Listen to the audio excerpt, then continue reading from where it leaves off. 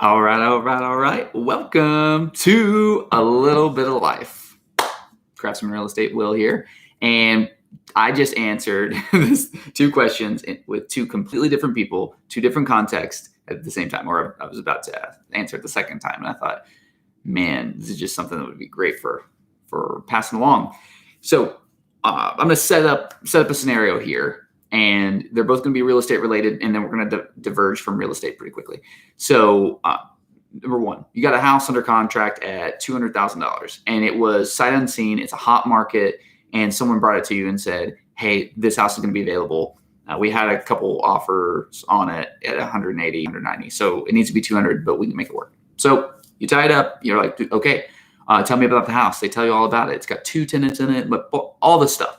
Like, okay, based on what you told me, based on my research, this is good. We'll make it work. So you write out a deal. Then you go inspect that house, and it is a piece of trash. There's not 2 tenants. There's one. The one tenant that's there is horrible, and the other one is not rent ready. It needs about $30,000 in renovations to be rent ready. And so 2 roads diverge in the forest. Do you go back and you need the sale price to be 120,000? Do you go and offer 80,000 and hope that you can meet in the middle at 120? Remember, you're at 200, so we got a long way to go here. Do you go low, knowing that you can go back up? Or do you lead with your real number? Do you offer 120? You need it to be 120 to move forward with this deal. Do you offer your real price, or do you shoot low, they come back high, and you meet in the middle? That's a key. And another question here is, what do you do when you just can't come to terms?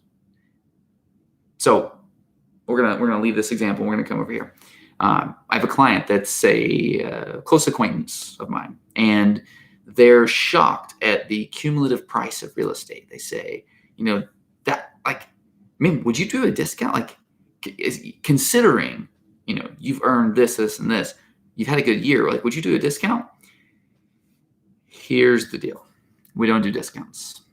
We will give you different service. Like, you can pay for this service, you can pay for this, you can pay for this, but we don't do discounts, because the two realities, there's 2 dynamics, and there's only 2 dynamics. There's market and charity. And you see the juxtaposition of these two with this example from Thinking Fast and Slow by Daniel Kahneman. So it's a big day of moving, and you're moving a bunch of furniture around, and you ask your friend, like, "Hey, can you help me carry this couch up this small flight of stairs into the house?"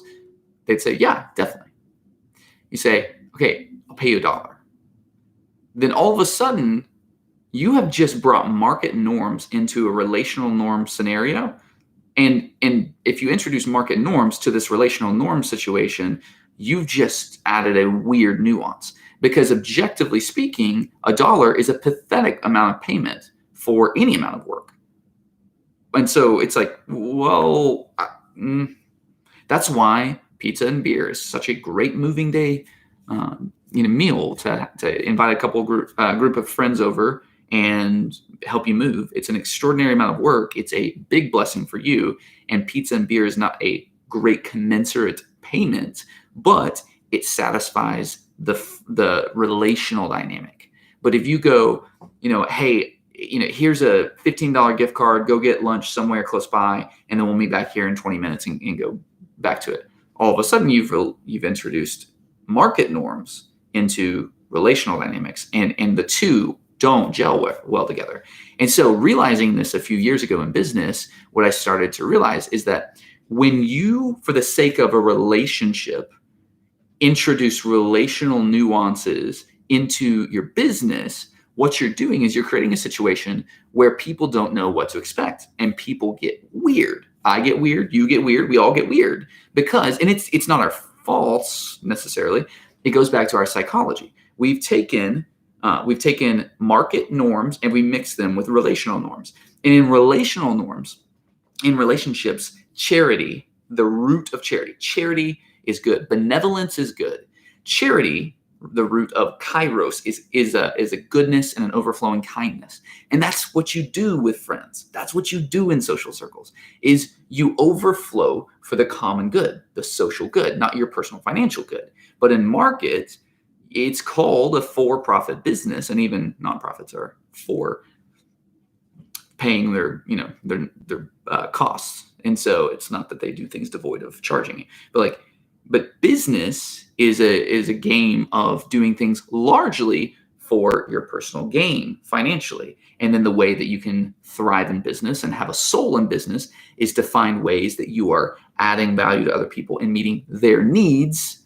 And by doing so, you achieve a personal gain. And so that's kind of the sweet spot. So if you mix those two, weird things happen. So we don't do discounts, not even for friends, not even for best friends. So, and I don't believe in discounted service because nobody wants sloppy second service. So if it's a product, let's figure out how to get you the best deal, especially with volume. If it's a service, we can pare down services and you can buy a cheaper service, but full service is full price every time, all the time. But how do you stick on that? How can you do that with dignity? It intersects with our previous example. You got the $200,000 house. You found some things in inspection that tells you, man, it's not worth $200,000. So do you lead off with right price, or do you shoot low and hope that you can meet in the middle? The reality is there are some tremendous overlaps in the two that I think are freeing for us. The reason that I personally espouse the right pricing strategy, when I personally espouse offering your real number first, is because it's a defensible position. And what you gain with your inner integrity with a defensible position is so valuable to you.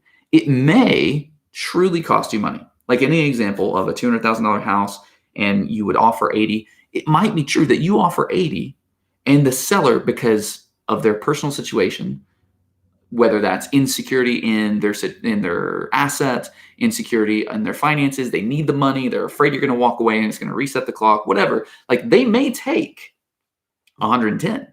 They may say, heck, 80,000. That might happen.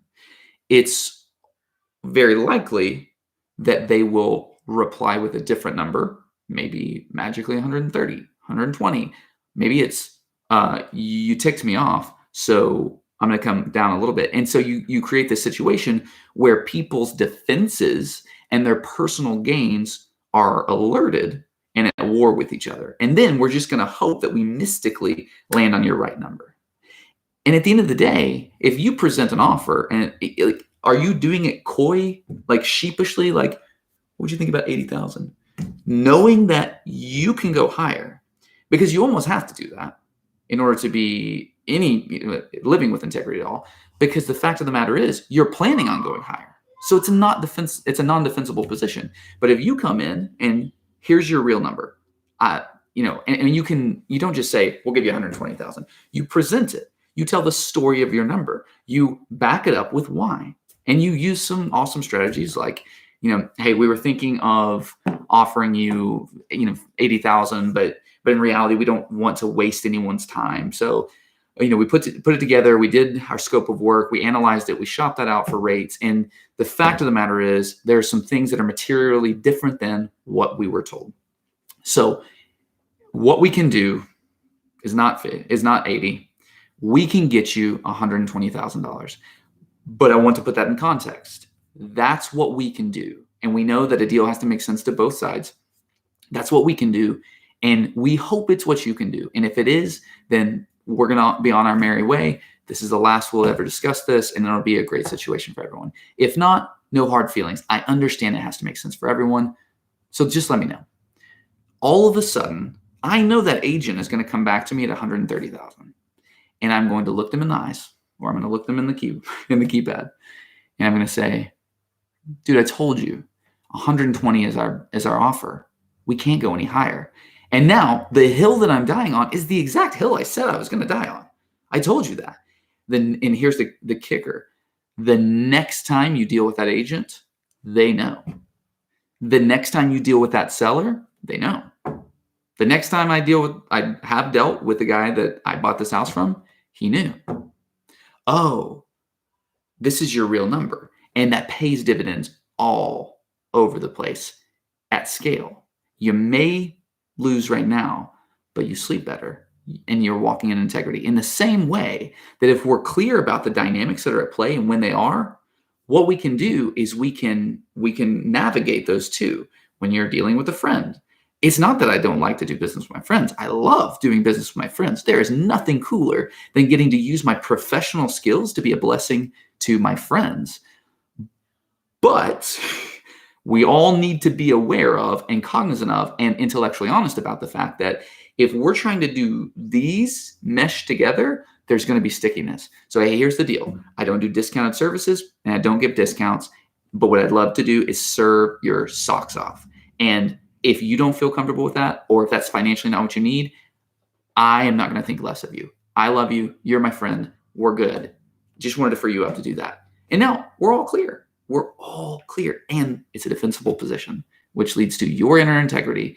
And the next time someone comes and says, hey, will you do a discount? Your defensible position keeps getting stronger, which helps you articulate your value proposition. So if it comes to a situation with a client where you just can't come to terms, they don't value what you're providing, or they value something that you're not willing or able to provide, then defensible positions and leading with integrity and just understanding that, hey, it has to make sense to everybody. So if this seems good to me and seems bad to you, it's a non-starter. And it seems like what we've been doing has been good, but now as we're evolving, it's no longer good. And I understand that. And I want to free you up to go and pursue the better good, the greater good for you, and know that, hey, no hard feelings. That leaves you camped on a defensible position that will allow you to understand your value proposition more and to be very clear where those boundaries are. And if those boundaries aren't clear, then you're going to be here, you're going to be there, but you're never really going to know where you are, which is exhausting. All right, I'm out of here. Thanks for tuning in.